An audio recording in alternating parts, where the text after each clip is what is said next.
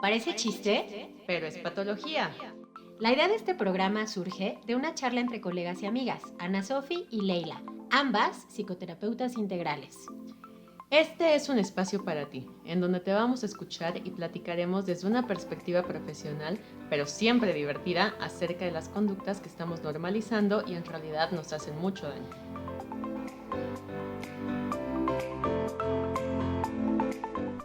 Hola, hola. Oli. Oli, oli. ¿Cómo están? Ya estamos aquí otra vez en su programa favorito, Parece chiste. pero es patología. Y hoy les traemos un super programa que ya nos habían pedido, un bonito análisis por ahí de una película que estuvo muy de moda hace poco. Bueno, de hecho es un libro originalmente. Así es, así es. Y luego lo hicieron película, que es Las ventajas de ser invisible. Ujú. Es una muy buena película para los que la hayan visto, los que no, pues. Pongan pausa, vayan, vean la película y vuelven en 2 horas. Y los demás vayan por su juguito de uva fermentado, café, té, leche. Agua como el 30. Chistosito. Ay, el chistosito. A ver cuándo vuelve a venir. Sí. Refresco. Lo que sientan lo que cómodo, quieran. ¿no? Ujú. Exacto. Y vamos a disfrutar un ratito esta charla, esta plática acerca de esta película. Así es, así es. Bueno, pues este es un peliculón. O sea, yo la verdad sí tengo que decir que sí nos lo pidieron. Además, cabe señalar que el otro día, un día de esos, ya saben que uno anda ahí medio sin nada que hacer. Se me ocurrió publicar que recomendaran algún chick flick, ¿no? Que obviamente este es el género como de romance. De romance y de novelas suavecitas. Y entonces una amiga me volvió a recomendar esta película. Yo ya la había visto, la primera vez que la vi me conmovió muchísimo. Y la volví a ver porque me nació, porque es este rollo que de repente sientes así, sí la quiero ver otra vez. De esas pelis que disfrutas 2, 3 veces. Y entonces la vi y bueno, pues es un poquito recordar y remover un montón de cosas humanas que ocurren. Entonces el personaje principal se llama Charlie. Sí está bueno, sí les decimos, va a haber spoiler, obviamente, ¿no? Digo, ya es una película vieja, ya no manches, ya el spoiler no aplica. Pero está muy bueno por todos los temas que toca, ¿no? En el trasfondo de la película. Charlie, pues ese es el protagonista. Bueno, primero, la película se estrenó en 2012. El libro se publicó en 1999. Stephen Chbosky, no lo quiero pronunciar mal. Algo. Salud. Chbosky. Sí, ese, Chbosky. Él hizo el libro, creo que fue única novela, si no me equivoco, de él. Por lo menos la conocida, no sé si tiene más, ¿no? Sé que hay como muchas críticas en donde dicen que la película está como muy light, como muy, pues no sé, como X tal vez. Bueno, a mí particularmente hablamos, como siempre lo hemos dicho, para aquel que les parezca palurdo nuestro vocabulario, pues bueno, bienvenido sea si nos sigue escuchando. Y si no, pues ya no nos escuche, pues para pronto, ¿no? Digo, porque no vamos a cambiar el vocabulario porque no te guste con todo respeto, ¿no? En fin, bueno, la cosa en esta peli es que creo que toca temas muy importantes que a veces no tenemos como muy en cuenta, no sé qué opinas tú. Charlie pues es como protagonista, es un adolescente, el cual pues bueno tiene 16 años y desde ese momento de vida narra toda la película. Se supone y la película no deja muy bien ver, ¿verdad? ¿Cuál es el motivo por el cual él es como internado en un psiquiátrico? Según yo, es por un riesgo de suicidio, según yo. Pero Ana Sofía me decía otra cosa que es interesante, ¿qué me decías? Es que como que, bueno, yo siento que nunca lo dejan claro. No, como tal no. O sea, como que el papá en algún momento le dice que sí ha vuelto a tener pensamientos de ese estilo, etcétera, ¿no? Pero nunca se aclara qué eran ¿Cuáles esos son? Pensamientos. Entonces bien podrían ser pensamientos tendientes a me quiero matar, la vida no vale la pena, lo que sea, ¿no? O puede que sea pues como tal vez mini quiebres psicóticos, ¿no? No sé. Puede ser, ¿eh? No lo aclara. El punto es, bueno, al final algo ya bastante tendiente a lo no normal, lo no esperado. Lo salido de la norma. Exacto. Estaba pasando con él. Ujú. ¿No? Y no era algo bueno, y era algo que lo ponía en peligro. En ¿no? peligro. Ujú. Ajá. De su propia vida o de alguien más, no lo sabemos. Tiene un trauma emocional, ahí no se deja ver todavía qué ocurre. De hecho, es una personalidad sumamente retraída, es como muy solitario, ¿no? E incluso narra, bueno, es un lector tímido y de hecho las cosas se las cuenta, si no me equivoco, al amigo, ¿no? Al amigo que se suicidó. Ujú. Parece que un tiempo poquito antes de esta situación se suicida su mejor amigo. Entonces él está lidiando con una catarata de emociones. O sea, en realidad está viviendo un momento de vida. De por sí la adolescencia no es como la etapa más linda, digamos. Ujú. Tiene su encanto, tiene su encanto. Yo, bueno, pues me acuerdo de mi adolescencia y digo, híjole, hay cosas bonitas, pero hay otras que me hubiera gustado que no ocurrieran, francamente. O sentirte distinto contigo. Ajá. No pensar las cosas que pensabas, no preocuparte por lo que te preocupaba. No sentir que sabías todo porque no lo sabías, ni ahora ni nunca, o sea, nunca terminas de saber todo. O no sentir que era muy grave si no lograbas encajar en un grupo. O te cortaron, ¿no? El que, con O el no que te llevas una aceptaron, semana. o te O sea, rechazaron, o hiciste el oso, o no estabas en tu mejor condición momento física. con cuyo. Tu mejor momento. Sí, yo era un Me cuyo. acordé del Sí, cuyo.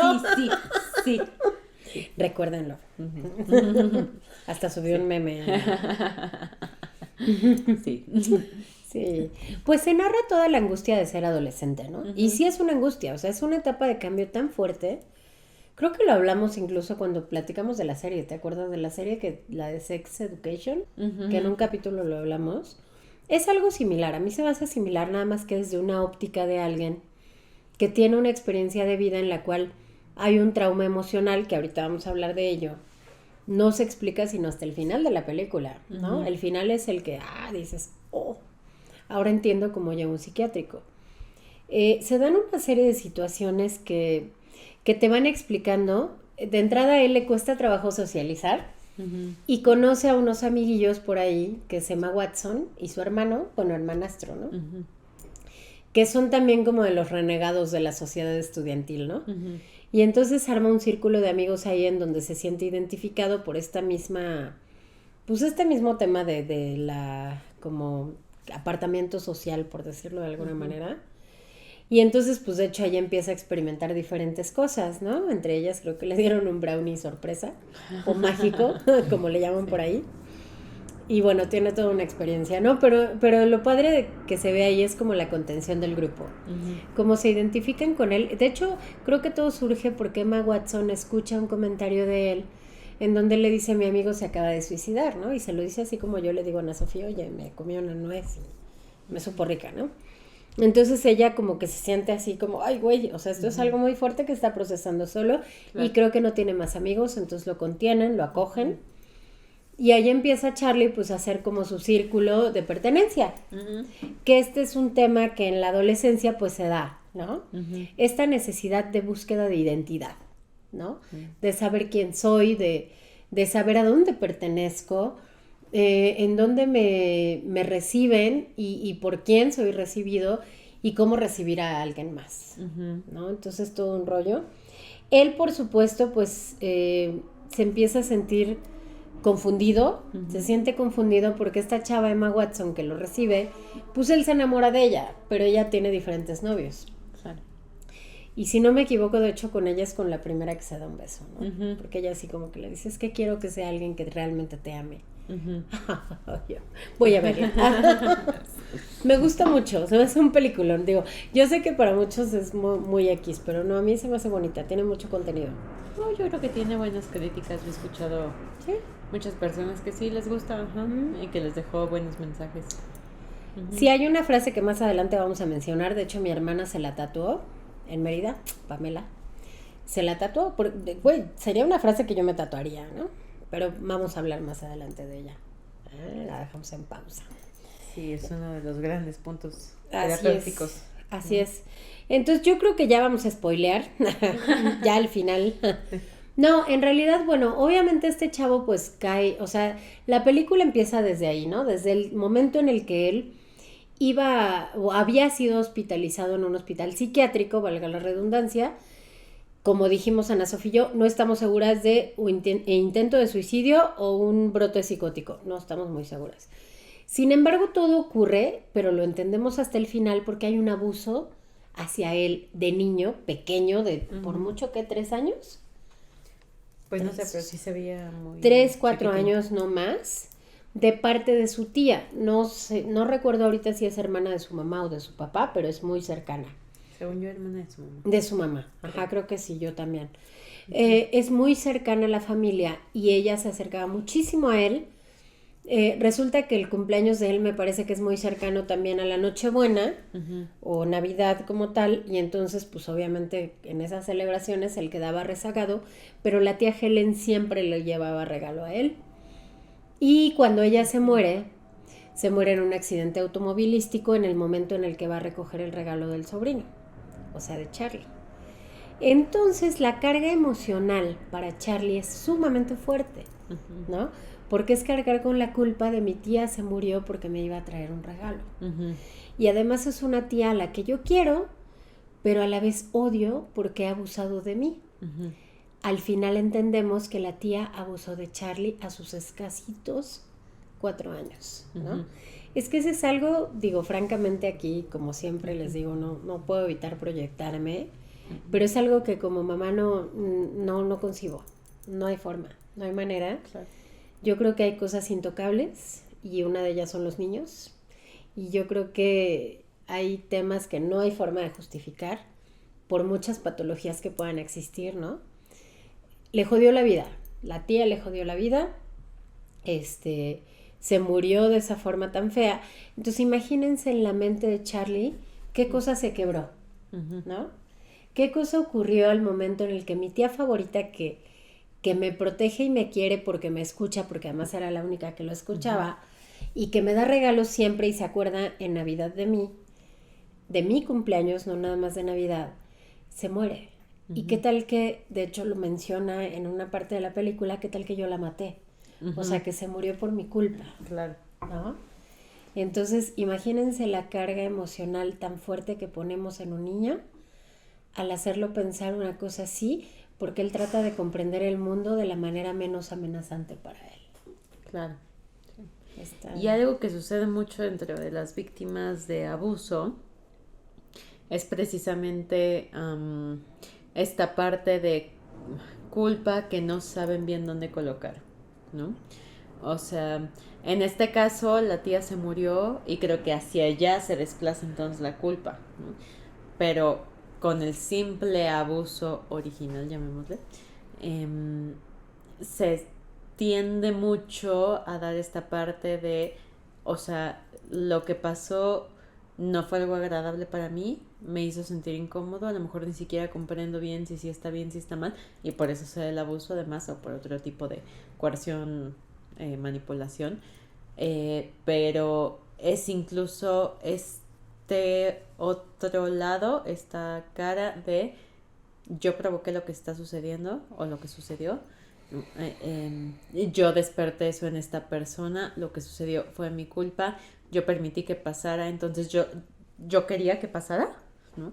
O sea, esto es mi responsabilidad, ¿no? Y ahí se empiezan a mover las caras de la situación de muchas maneras que al final llevan a la persona a sentirse pues aprisionadas, ¿no?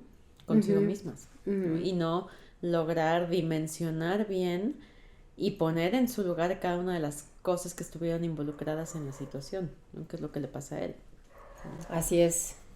Sí, hoy digo, a mí la verdad, tengo que decirlo, la primera vez que la vi lloré, la segunda vez lloré y lloré y lloré. Creo que empezó yo, porque ya sabes lo que va a pasar, ¿no? ¿Por qué sabías lo que iba a pasar? Pues porque ya la había visto la segunda vez, obvio. ¿Cómo pensé que la primera. O sea, sí soy bien dispersa, güey, pero la segunda vez ya sabía que iba a pasar. No, pero dije si lloró la primera vez y no, ni siquiera... No, la primera vez lloré cuando ya supe, ¿no? Ya. Pero la segunda vez lloré de principio a fin, ¿no? Porque la segunda vez el tema es que me tocó estas partes o estas fibras como mamá, en donde digo, chingue su madre, ¿no? O sea, ¿cómo se nos puede ir algo así? ¿Cómo se nos puede ir un detalle tan importante como el notar conductas en tus hijos que no son normales, que son raras, ¿no? O sea, híjole, es bien delicado, yo lo sé, porque yo sé que un hijo retraído puede ser muy común. O sea, no todos los hijos van a ser súper sociables. Yo digo, tengo evidentemente... no sé si decir la fortuna o la maldición de tener una hija sumamente sociable y sumamente platicadora. Yo creo que es bueno porque puede expresar lo que siente muy bien, o sea, tiene muy claras todas las palabras y el vocabulario, pero hay niños que no. Hay niños que no tienen un vocabulario suficiente, que incluso no han tenido mucha estimulación y por ende lo que expresan parece como mucho menor a su edad, ¿no? Entonces esto los coloca en una situación vulnerable, en donde cuando hay personas rapaces, por decirlo de alguna manera, o abusivas, pues se aprovechan de esta circunstancia y obviamente hacen que, pues, que estos niños caigan en sus redes, ¿no? En sus redes de abuso. Y la verdad es que a mí me parece algo sumamente grave, sumamente delicado. Yo lo he mencionado en otros programas. No sé, Ana Sofi, si le ha ocurrido lo mismo que a mí, pero creo que una constante que encuentro en el consultorio es abuso sexual infantil. Súper constante, ¿no? Y normalmente tiene que ver con alguien de la familia, como en esta película. Entonces, por eso es que yo pienso que es tan importante el comprender cómo ocurren estas cosas y que es más importante el darle una voz a esa situación que el guardar las apariencias del deber ser. Evidentemente en la película los papás se ven destruidos cuando se enteran, porque se enteran hasta el segundo encierro psiquiátrico que tiene Charlie, y este segundo encierro es porque ya él acude a sus hermanos, ya como red de apoyo están enterados que en cualquier momento él puede tener otra crisis, y le escribe a su hermana, ahí sí me parece que ahí sí es por un riesgo de suicidio, porque le dice que me quiero morir. Es que siento que la tía Helen se murió por mi culpa. Y entonces la hermana reacciona inmediatamente y le habla a la policía y van a verlo y lo encierran, me parece. O sea, ya los detalles no los pasan, ¿no? Y son innecesarios, uno los pueda completar. Pero el punto es darse cuenta cómo el no atender algo, una situación tan riesgosa, que parece no tan importante, pero en realidad es fundamental para la personalidad de él, ¿no? El sentirse contrariado, porque la persona que abusó de mí es la que me escucha. Entonces, ¿qué hago? ¿Cómo proceso eso? Incluso el coraje de querer a esa persona a pesar de lo que te hizo, ¿no? Claro. ¿Sí? Aunque no tengas esa claridad todavía, ¿no? Pero sabes que algo te hizo daño, ¿no? Y aún así no puedes evitar, pues, tener cariño por esa persona y preocuparte y, como en este caso, hasta tener esta culpa que yo diría que es culpa desplazada de se murió por mí, sí, pero la tía simbólicamente mató otras cosas en el primero. Así es. Es toda una contradicción emocional muy fuerte, muy difícil de procesar y de digerir. Me encanta porque él creo que mucho aprende a vivir a través de su amiga y el hermano, que también son renegados de la sociedad. Ella obviamente tiene sus propios temas. Fíjate que yo en ella veo, o sea, ya hablando un poco de los personajes, en Emma Watson, que no me acuerdo cómo se llama ahí, veo Sam. Veo como esta parte en la que repite la historia de la tía, porque la tía también fue abusada. Claro. O sea, la tía tuvo parejas maltratadoras. Eso no justifica, por supuesto, o sea, yo digo, insisto y vuelvo, los niños no se tocan. Pero bueno, o sea, pues tiene su propia historia, ¿no? Es como el meme ese que compartimos en alguna... esta semana y en Parece Chiste, ¿no? Del asesino serial que dice, ¿pero por qué? ¿Por qué? Es Sí, por eso. Ya entendí, sí. Cuando escuchas su historia de vida. Los factores detonantes, ¿no? Evidentemente en la vida hay factores detonantes. No digo que sea justificación, pero la historia que vivimos nos lleva a ser quienes somos. No hay forma de que sea diferente, ¿no? Entonces, por eso es tan importante atender estas cosas en la niñez, estos asuntos de poder como escucharlos. Charlie lo que empezó a hacer es un poquito generar culpa, porque como la tía se murió al momento en que le iba a llevar un regalo, pues él siente que fue su culpa que se muriera. Si no hubiera ido por el regalo, tal vez no se moriría, ¿no? Que son fantasías al final, porque pues también sabemos, digo, a lo mejor es un tema un poco rasposino, ríspido, el tema de morir y qué lo decide o cómo se elige o qué, o quién, desde el punto de vista de las religiones o espiritual. Sin embargo, bueno, pues ella se muere y a lo mejor se hubiera muerto si le cayó un yunque en la cabeza afuera, o sea, mil cosas pueden pasar, pero él se culpa a él, porque estaba en un momento vulnerable, porque ella llegó y abusó de él, ¿no? Entonces, no sé, o sea, yo insisto en que creo que el punto fundamental de esta peli es volver a retomar el cómo escuchamos a nuestros hijos o a los hijos de alguien más, a cuando no quieren estar cerca de alguien o sí quieren, pero hay algo raro, focos rojos, ¿no? Tenemos que atender ese tipo de situaciones. No sé qué piensas tú. Yo estaba pensando ahorita en, pues tal cual el título que lleva esta película, ¿no? O sea, ¿por qué las ventajas de ser invisible, ¿no? Si él se mantenía con un perfil bastante bajo, ¿no? Como bien decía Ley, bastante introvertido. Retraído. ¿No? Pero ¿cuáles son esas ventajas de ser invisible? ¿No? O sea, ¿por qué él veía como una ventaja tal vez ser invisible? ¿Qué ganaba a partir de eso? ¿Qué beneficios puede llegar a tener ser invisible? E incluso, o sea, en el momento en el que él como que inicia tal vez un poco un proceso de sanación, que es después de salir del psiquiátrico la primera vez, y que es cuando conoce a Sam y a su hermano, y lo empiezan a intentar incluir, pero al final tampoco lo conocen bien, ¿no? Como que no saben qué esperar de él. Él al inicio es como muy complaciente, muy queriendo ganarse su lugar, ¿no? Entonces como que, ¿qué más tengo que hacer? Voy a hacer lo que sea que tú necesites con tal de que me aceptes, ¿no? Porque yo necesito a alguien que me acepte. Así es.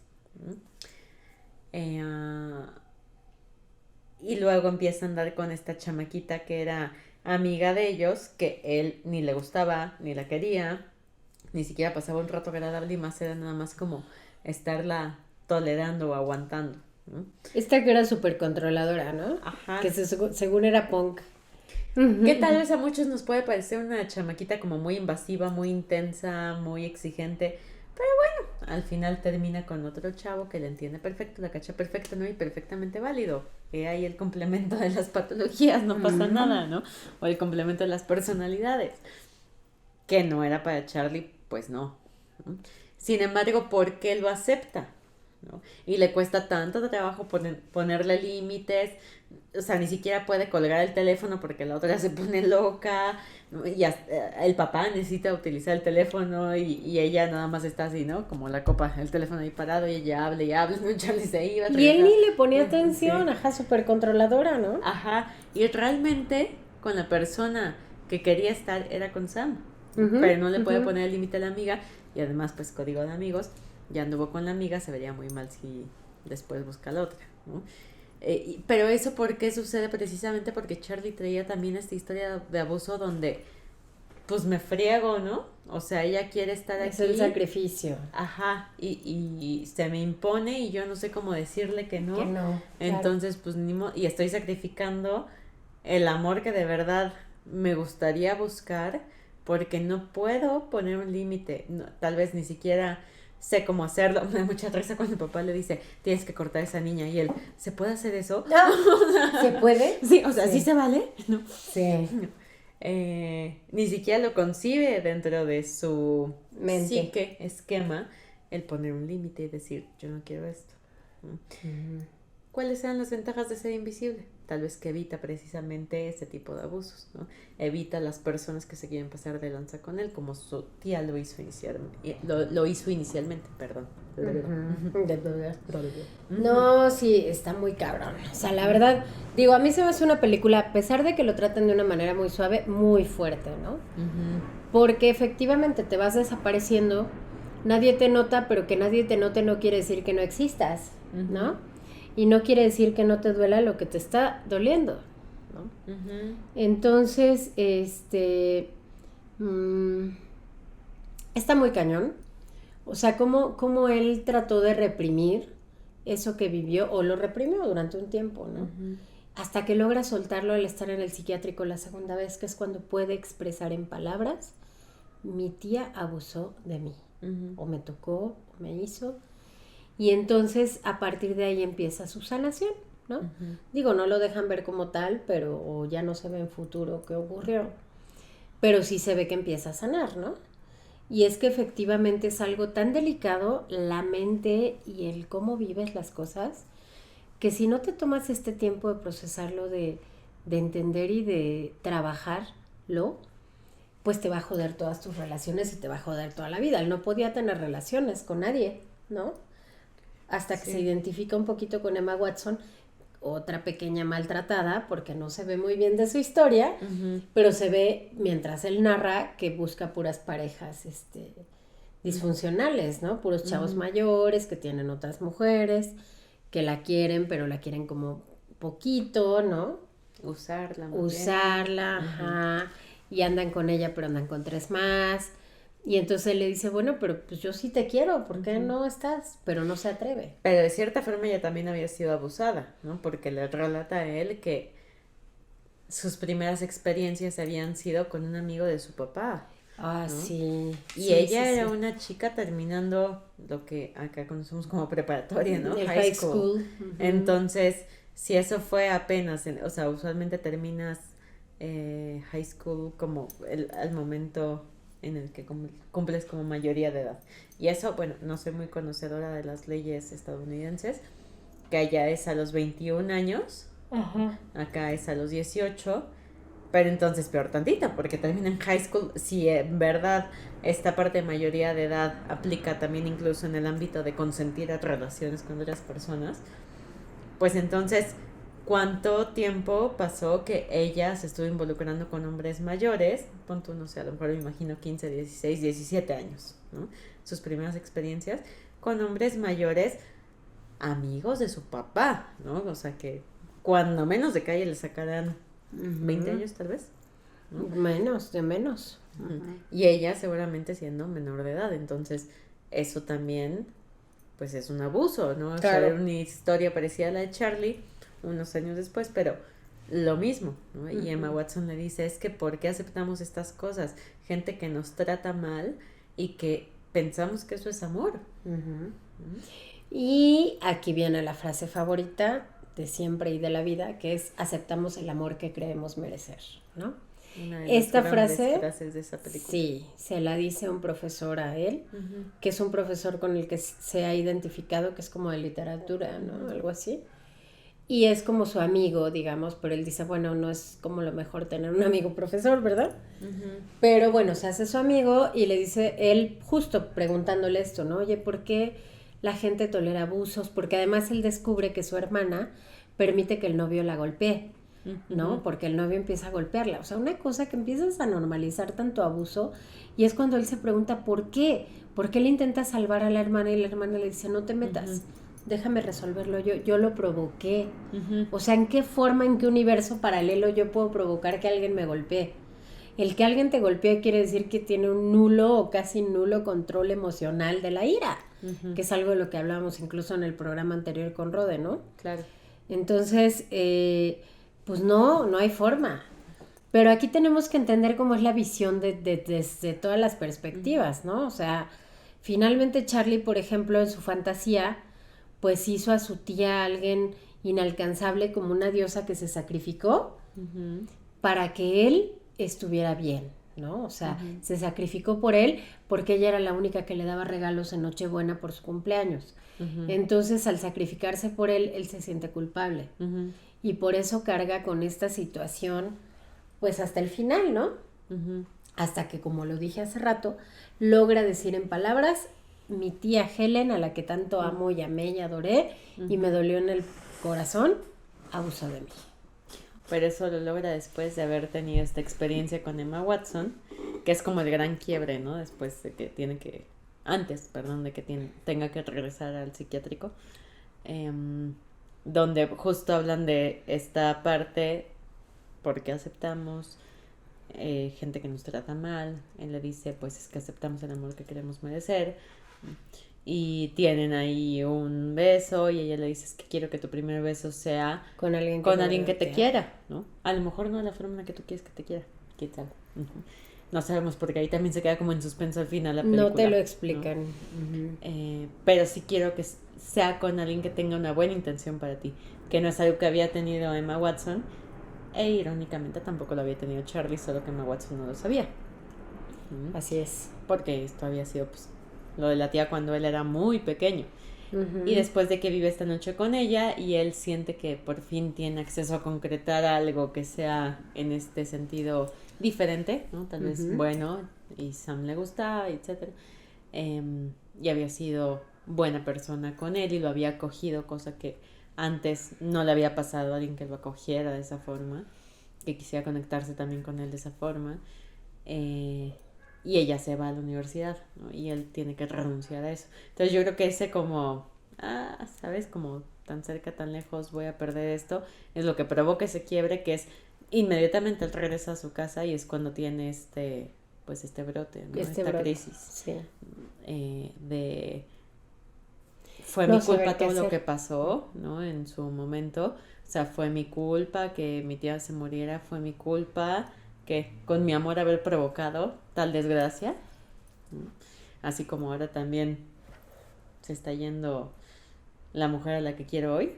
Yo creo que esa similitud, de cierta manera, esa equiparación, por muy retorcida que parezca, pero en nuestra cabeza a veces sí se conectan así las cosas, como se enganchan.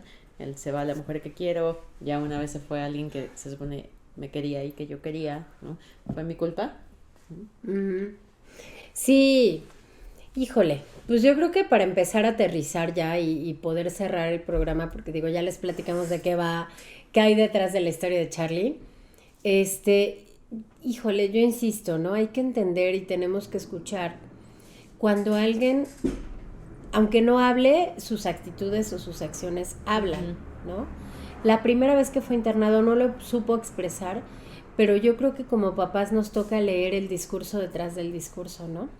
Digo, no somos terapeutas, pero somos papás y conocemos a nuestros hijos de todas las formas, ¿no? O sea, uno ya sabes qué mañetas tienen, qué otras ocupan, cómo se portan en público, cómo se portan solos.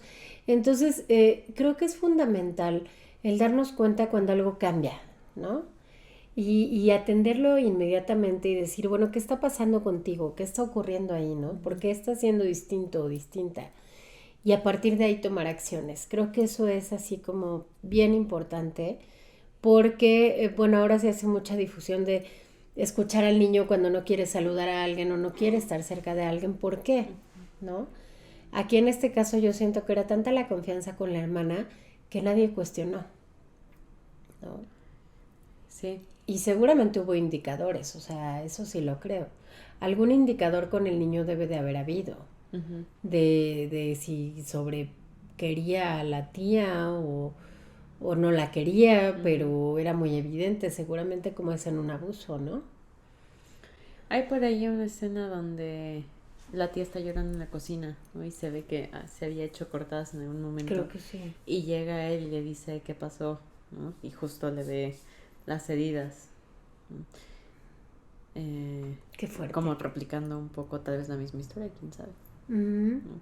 No lo podemos asegurar, ¿no? ¿Sabes? Pero, no, es una peli, ¿no? Pero de que ella tampoco tenía un control adecuado de... No, por supuesto que no lo tenía. O sea, desde el abusar de un niño, o sea, por supuesto. No lo hay.